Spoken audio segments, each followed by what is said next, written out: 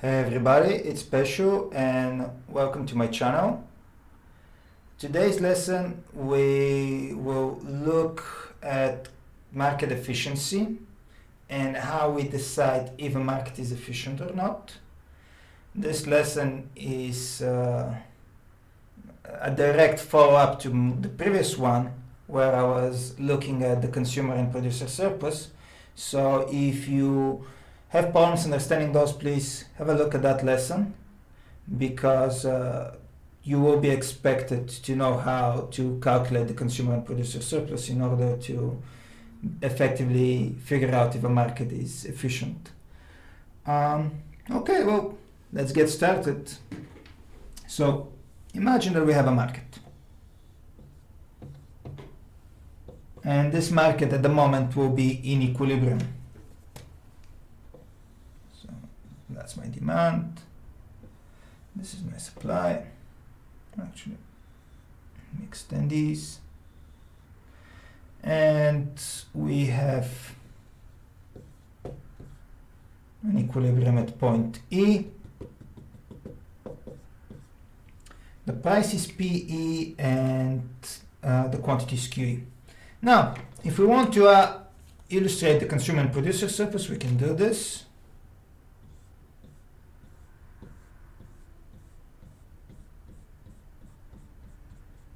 This will be the consumer surplus.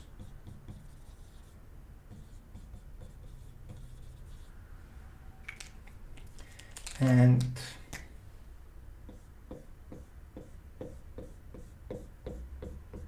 this is the producer surplus.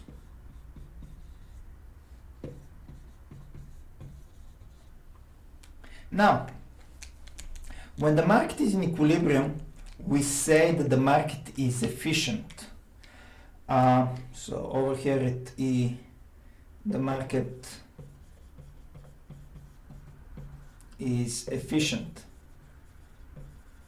However, why is the market efficient? Well, the explanation for that is because at point E, in equilibrium, the social welfare will be maximized. Okay, so over here we can have that welfare is maxed.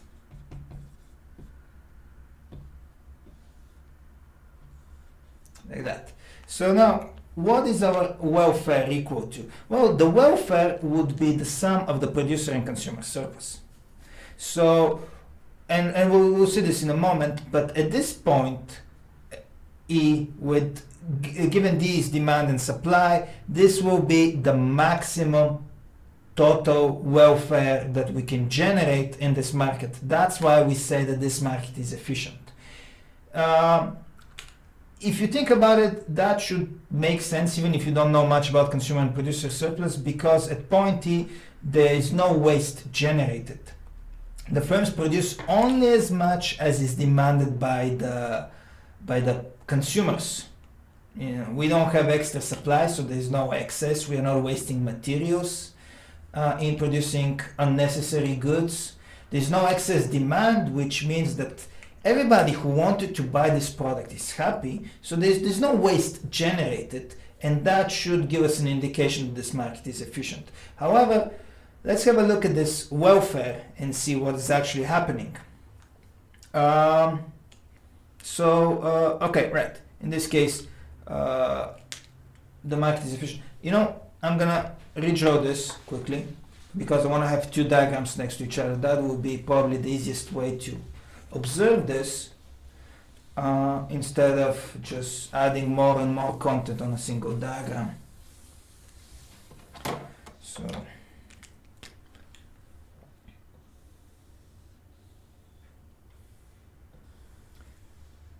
imagine that these are two snapshots of the same market. They're not different ones, they're the same.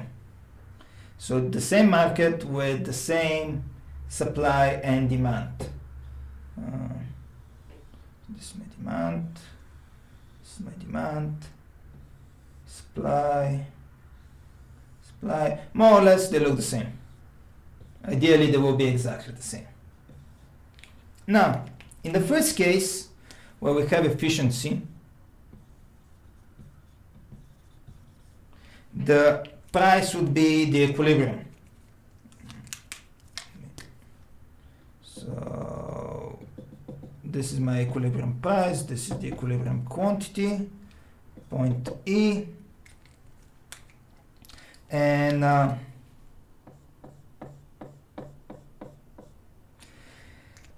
the lower area, the area between the supply curve, that's another way to think about producer surplus, is the area between the supply curve and the equilibrium price. This is my producer surplus. This is my consumer surplus. Now, in this situation, however, for whatever reasons, let's say the market dynamics are not functioning properly, the pricing mechanism is not very effective, meaning that the price doesn't really tell the producers to adjust the quantity they produce or the output, or we can, to rearrange prices. The consumers maybe are not very active. For whatever reason, the price mechanism is not sending that information that allows producers and consumers to adjust their behavior in order to reach equilibrium. And let's say at this moment the price is set at P1.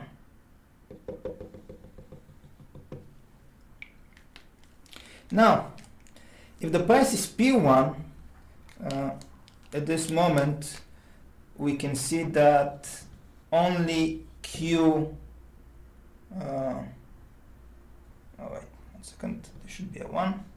This is 1. Only Q1 units will actually be purchased on this market. Even though the consumers, they want to buy more units, the firms would only provide Q1 units, because for them it simply makes no sense to produce more than Q1 with this low price. So what's going to happen is that the generated producer surplus would be only this much. Now, the generated consumer surplus would be more.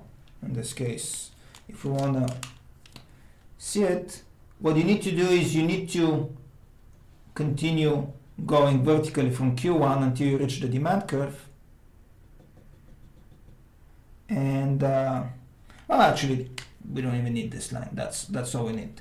So because there's Q1 units on the market being sold for a P1 price, all of this would be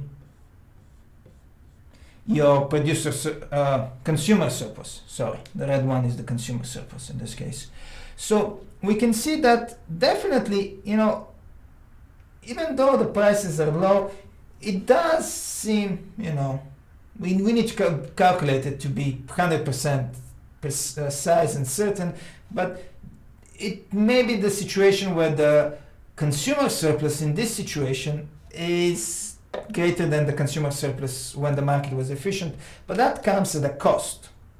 And the cost is that A, producers are getting less, and B, we are not selling as many units as we could have sold in this market. As a matter of fact, when we compare the total welfare, and remember our welfare was the sum of the consumer and the producer surplus, when we calculate the welfare in this case with the welfare in that case, we can see that in this situation this is suboptimal or sub-efficient. In the sub-efficient case, the welfare is less than what the welfare could have been over here. So welfare is less than inoptimal. And what I mean by optimal is this. This is optimal. We are in equilibrium. As a matter of fact, this triangle over here, let me color it like this. This triangle is known as welfare loss.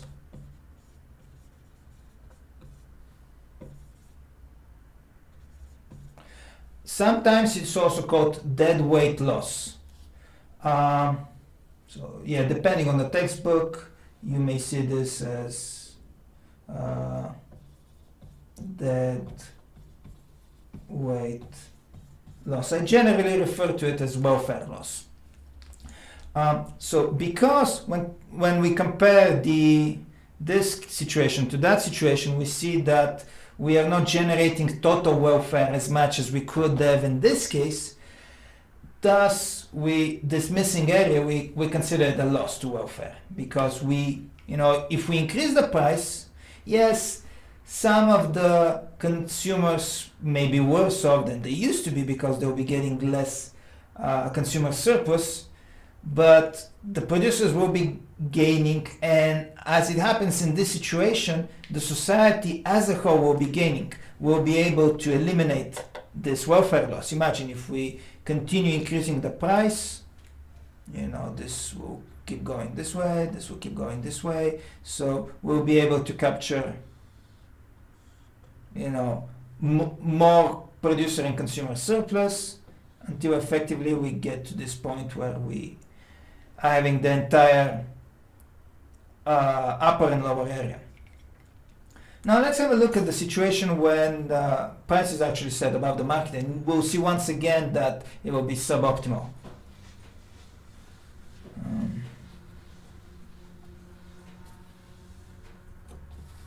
So we'll look at the situation now when the firms, the producers, are actually benefiting more, but once again, society as a whole will be losing.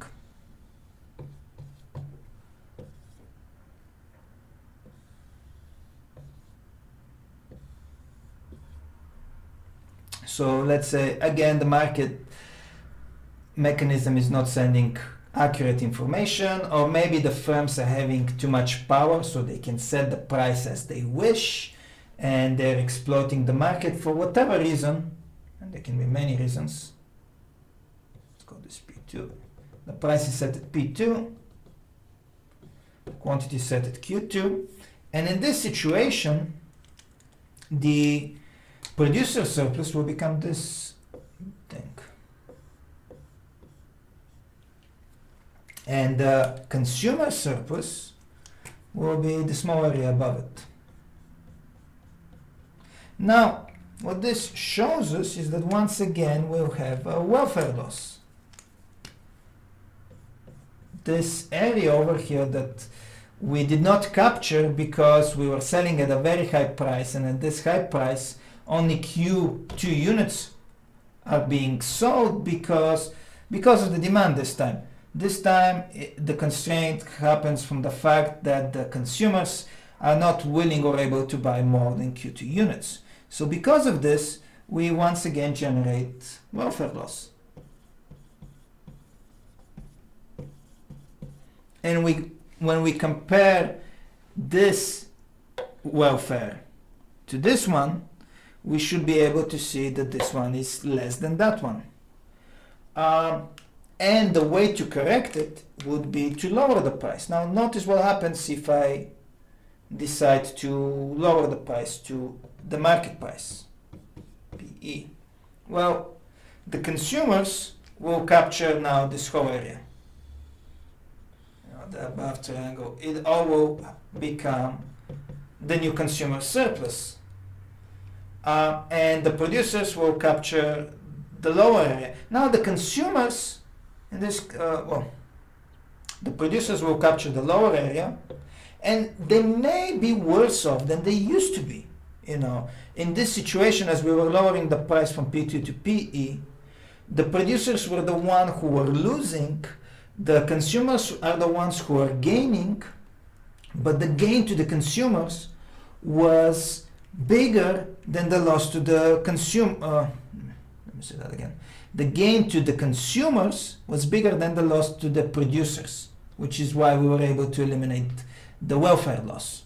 So when the market price is set above the equilibrium price, generally the producers will be the ones who are benefiting, but they will be benefiting at the cost of society.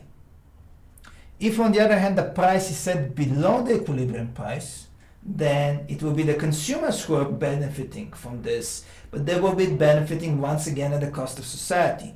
So what this shows us is that only at the equilibrium point we maximize welfare, like in this case. If we move away from this price, given the this supply and this demand, somebody will benefit, someone will be worse off, but as a whole society will become worse off. And this is why we also say that in equilibrium the market is efficient, because as a whole society is at its most beneficial. Now that does not mean that everybody is happy, obviously. Some people will be upset about this, but socially as a whole we are better off. Okay guys, I hope you like this lesson. If you did, please hit the like button. If you didn't like it, hit the dislike button. Let me know what you like to see so I can improve the videos. If you want, please subscribe, it will help. And in the next video on this playlist, I will do a simple